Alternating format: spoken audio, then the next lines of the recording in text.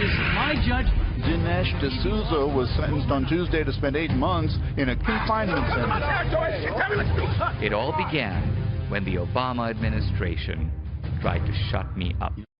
Remember when filmmaker Dinesh D'Souza was convicted of election fraud? Well, it was ousted U.S. Attorney Preet Bharara who spearheaded Mr. D'Souza's prosecution. So it wasn't a surprise when D'Souza tweeted simply, "Good riddance" to the outgoing prosecutor. All right, here to tell his side of the story and new details on the case is filmmaker and convicted felon Dinesh D'Souza. Dinesh, it must be a great day for you. I can imagine the feeling if someone put me in jail for 8 months and all of a sudden they're now ousted. However, you now can tell us something that you were never able to say before about your case.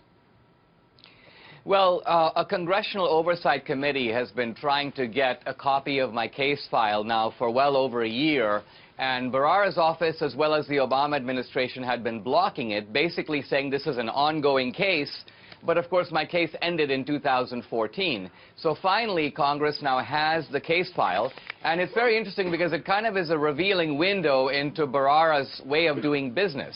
The first thing that's highlighted inside my case file is I'm a conservative. I'm a prominent critic of the Obama administration. Now, this should be completely irrelevant in the decision about whether to prosecute me. It should be beside the point. But of course, in Bharara's case, it was the point.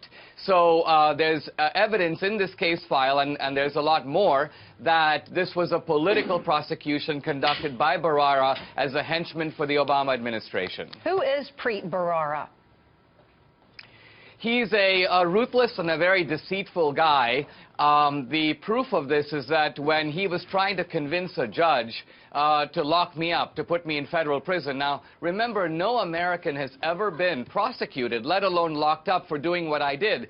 So how could Bharara succeed in convincing a judge? Well, he took a series of cases, all involving corruption, and altered the facts of those cases to conceal the corruption, to try to con the judge into sending me to federal prison. It didn't really work, but it's a kind of window into the soul of Preet Bharara and the kind of deceitful man that he is. And Dinesh, what do you make of the media outrage that he was abruptly fired, even though, you know, Janet Reno, Eric Holder, they all did the same thing? Yeah, I think this is a kind of grandstanding that Bharara's come to specialize in.